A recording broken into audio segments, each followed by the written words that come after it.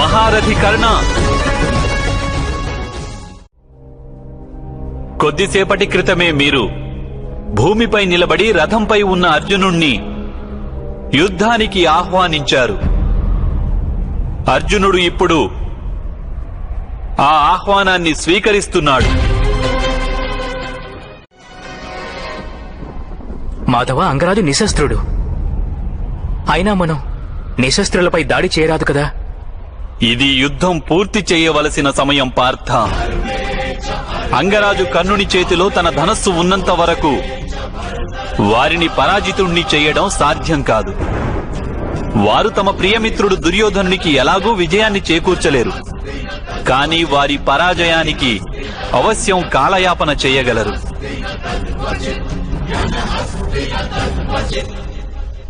కనుకనే వారిని వధించడం ఇప్పుడు అనివార్యము. ధర్మాన్ని మీరు త్యజించకండి వాసుదేవ. నా రథచక్రాన్ని వెలికి తీయనివ్వండి.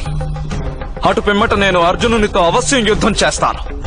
కానీ మీరు మీ మాటల శస్త్రాలతో ఒక స్త్రీని వేశ్యయని నిందించి మీరు ధర్మాన్ని త్యజించి ఉండవచ్చా అంగరాజ కర్ణ? నీవు ఎటువంటి స్త్రీని కులవధు అంటున్నావా? ఈమె 5 పురుషులతో సంసారం చేస్తాం. వేశ్య అంటారు ఇటువంటి స్త్రీని. వేశ్య అంటారు ఇటువంటి స్త్రీని. వేశ్య అంటారు ఇటువంటి స్త్రీని.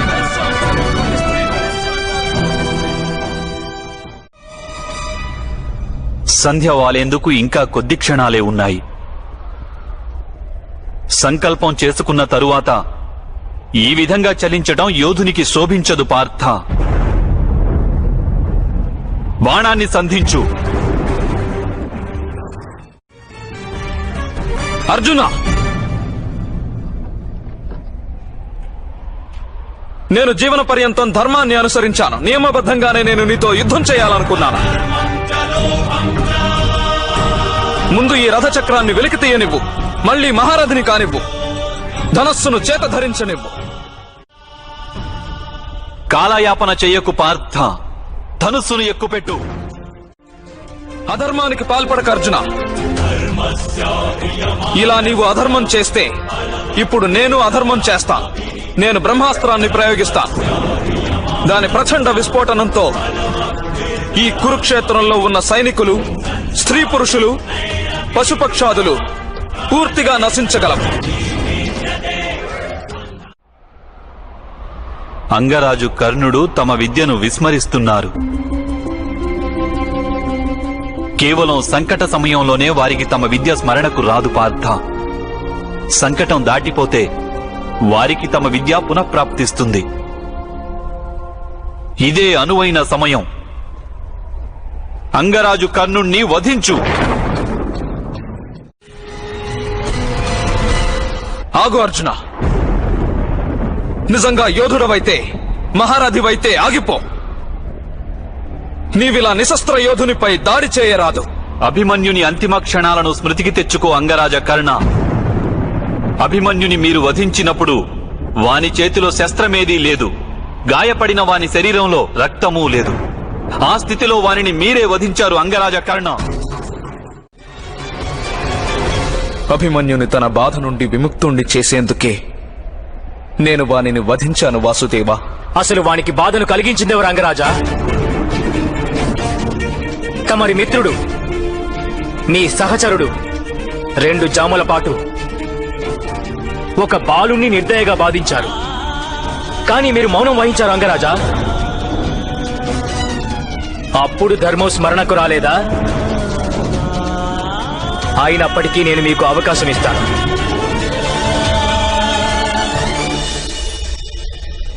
సూర్యాస్తమయానికి ఇంకా 2 గడియలు ఉన్నాయి అంగరాజా. ఒకవేళ ఒక గడియలోగా మీకు మీ విద్య స్మరణకు రాకపోతే ఇక 2వ గడియలో నేను అంజలి అస్త్రంతో మిమ్ము వధిస్తాను.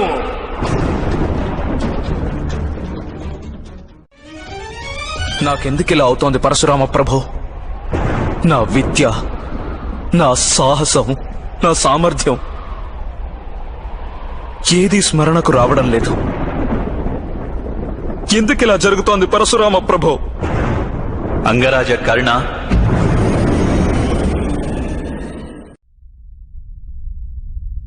పరశురామ ప్రభు పలుకులను స్మృతికి తెచ్చుకోండి. వెళ్ళు కర్ణా. జీవితంలోని అత్యంత కష్ట సమయంలో, నీ జీవితంలోనే అన్నింటికంటే ప్రధానమైన ఘట్టంలో, ఆ క్షణాన నీవు నేర్చిన విద్య నీకు ఏ విధంగానూ ఉపయోగపడదు.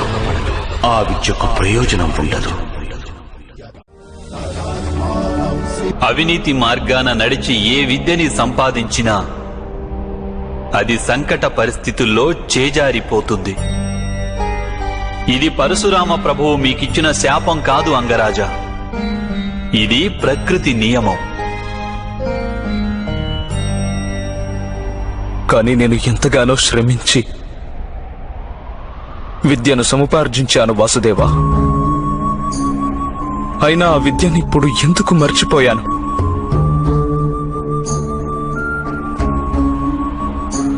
విద్య సముపార్జించే ప్రయత్నం మీరెందుకు చేశారు అంగరాజా? ఆ విద్య గొప్పదనాన్ని అర్థం చేసుకున్నారా మీరు? అలా విద్యను సముపార్జించాక సమాజానికి తోడ్పడాలనే కోరిక ఉన్నదా మీ హృదయంలో? లేక కేవలం మీకు జరిగిన పరాభవానికి ప్రతీకారం తీర్చుకోవడానికే మీరు విద్యను సముపార్జించారా?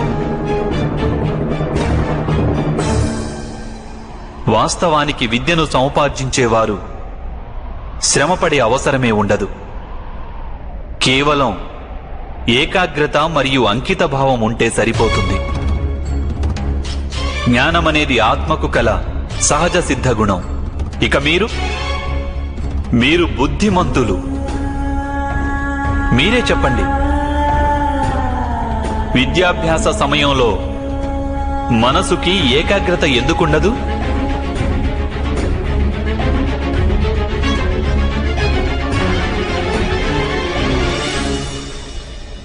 ఎప్పుడైతే జ్ఞానాన్ని మనిషి ఒక సాధనమని భావిస్తాడో, ఇంకేదో వస్తువుని చేజిక్కించుకునే సాధనంగా జ్ఞానాన్ని అన్వేషిస్తూ బయలుదేరతాడో, అలాంటి వాడు జ్ఞానం గ్రహిస్తున్న సమయంలో అతని మనసుకి స్థిరత్వం లభించదు. జ్ఞానం అతని ఆత్మ యొక్క గుణంగా ఎన్నటికీ మారదు. ఏ రంగైనా సరే వస్త్రానికి కల సహజ సిద్ధమైన గుణం కాదు. అందుకే సూర్యుని ప్రకాశంలో ఎండి ఆ రంగు వెలసిపోతుంది. ఏ వ్యక్తి అయితే అపూర్వమైన జ్ఞానానికి కల విలువను అర్థం చేసుకుంటాడో అతను ఉత్తముడు అనిపించుకుంటాడు. కానీ ఏ వ్యక్తి అయితే ఇంకేదో పొందాలనే ఆశతో జ్ఞానాన్ని సంపాదిస్తాడో అతడు జీవితాంతం శ్రేష్ఠుడనిపించుకునే ప్రయత్నంలోనే ఉంటాడు. కానీ అతను ఉత్తముడు మాత్రం కాలేడు. మీరు కూడా జ్ఞానం సముపార్జించారు, కానీ ఒక ఆశయం కోసం. భగవంతుడి సన్నిధిలో ఉండి కూడా మీకు మనశ్శాంతి దొరకలేదు. మీరు సర్వదా పోటీ పడుతూనే ఉన్నారు ఎక్కడో ఉన్న అర్జునుడితో. మళ్ళీ వస్తాను. భరత వర్షంలోనే శ్రేష్ఠ ధనుర్ధారినై నేను తప్పక తిరిగి వస్తానని మీకు నమ్మకం కలిగించి మరీ వెళ్తాను. మీ శిష్యులందరికన్నా నేను శ్రేష్ఠుడని అనిపించుకుంటాను. అలా జ్ఞానం సంపాదించాలనే మీ ఆశయంలోనే లోపముంది. అలాంటిది ఈ విద్యను మీరు మరచిపోవడం సహజమే కదా అంగరాజా. పోటీ పడకుండా నేను ఎలా వెనక్కి తగ్గగలను వాసుదేవా? నా జీవితంతో నేను ఏ విధంగా రాజీ పడగలను?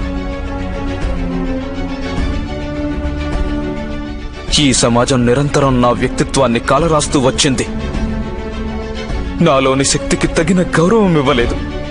నా స్వప్నాలను స్వీకరించలేదు. నేనొక సూతపుత్రుడనంటూ ఎప్పుడూ అవమానపరుస్తూ వచ్చింది. నీ పితృదేవుడి మాట వినిపించుకో. సూతులకు శస్త్రాలు సంధించే సామర్థ్యం ఉండదని ఆయనకి బాగా తెలుసు.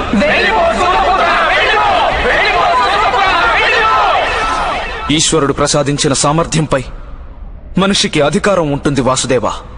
అలాంటిది ఈ సమాజం ఎవరినైనా అధికారం పొందే అర్హత లేదని ఎలా చెప్పగలదు? ఆ విధంగా చెప్పడం నిజంగా ఘోరాపరాధమే రాధేయ. జాతి పేరిట వివక్ష చూపడం, మానవ కల్పిత విభేదాల ఆధారంగా ఎవరైనా ఒక వ్యక్తిని కాని లేదా సమాజంలోని ఒక భాగాన్ని కాని అధికారం నుంచి, అవకాశాల నుంచి, సంపద నుంచి లేదా ప్రతిష్ట నుంచి దూరం చెయ్యడం అది మానవత్వానికే విరుద్ధం. మరిందులో నా దోషమేమిటి వాసుదేవా? పరాభవాలకు తలవంచకుండా నేను ఈ సమాజాన్ని ప్రతిఘటించాలనుకున్నాను. నా జీవితాన్ని పణంగా పెట్టి నా అధికారాన్ని పొందాలనే ప్రయత్నం చేశాను. ఇందులో నా దోషమేముంది వాసుదేవా? అంగరాజా, ఒకానొకప్పుడు పృథ్వీర్యుడి పుత్రుడైన కార్తవీర్యార్జునుడు అనే పేరున్న ఒక క్షత్రియ రాజు జమదగ్ని మహర్షిని హతమార్చాడు. మహర్షి పుత్రుడు అప్పుడేం చేశాడో తెలుసా మీకు?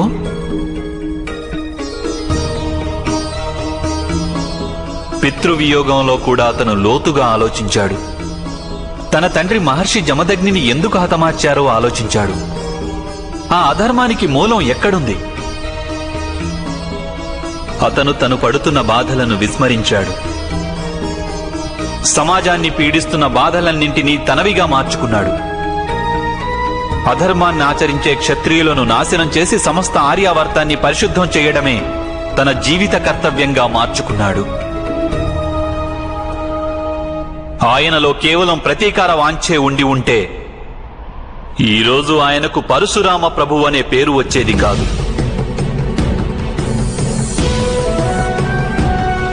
అవును రాధేయ, మీరు ఎదుర్కొన్న కష్టాలు, అవమానాలు అన్నీ వాస్తవాలే. కానీ వాటి పట్ల మరోలా స్పందించి ఉంటే మీరు ఈ సమాజాన్నే ఉద్ధరించి ఉండేవారు. మీ జీవితం కూడా సార్థకమయ్యేది. మీలాంటి శక్తి సంపన్నులైన మనిషి చేయూత ఒకవేళ విధివంచితులైన ఇతర మనుషులకు లభించి ఉంటే ఎన్నెన్నో జీవితాల్లో సుఖ సంతోషాలు విరాజిల్లేవి.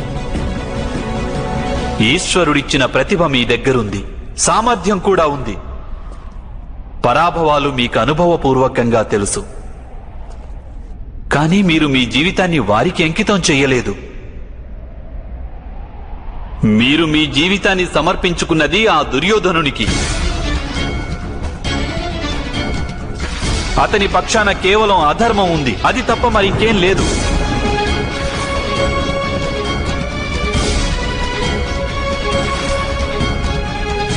ఇప్పుడు మీ పరిస్థితి ఎలా ఉందో చూసుకోండి. మీరు ఆ దుర్యోధనుని పక్షాన నిలబడ్డారు. మీరు పాంచాలి వస్త్రాపహరణ లాంటి పాపంలో భాగం పంచుకున్నారు. మీరు మీ మాత కోరికను కూడా మన్నించలేకపోయారు.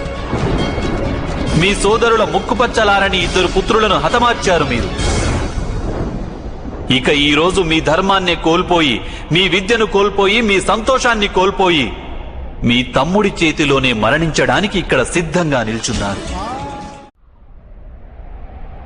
మీరన్నదంతా యథార్థమే వాసుదేవా. కనీసం ఈ ఒక్క సత్యం తెలుసుకోండి.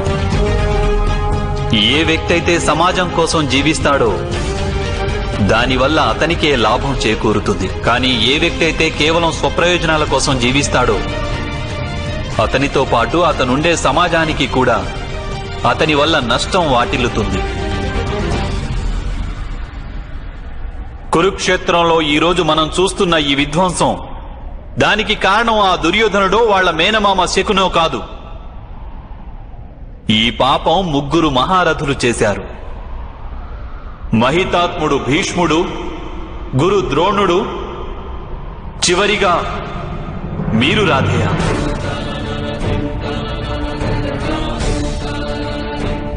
మీరు 3 మీరు నమ్మిన ధర్మ సిద్ధాంతాలను త్యజించి లోక కళ్యాణం గురించి ఆలోచించి ఉండి ఉంటే, దుర్యోధనుడికి సహాయం నిరాకరించి ఉండి ఉంటే ఈ యుద్ధమే జరిగి ఉండేది కాదు. సత్యమే వాసుదేవా. సమాజానికి అధర్మం చేసేవారి వల్ల కలిగే హాని కంటే అధికమైన హాని ధర్మం తెలిసిన వారి క్రియాశూన్యత వల్లే కలుగుతుంది. ఈ మహాయుద్ధం ఆపలేని మేమే దోషులు. వేధిస్తోంది వాసుదేవా. నా సామర్థ్యానికి గుర్తింపు నాకు ఎప్పుడూ లభించదా?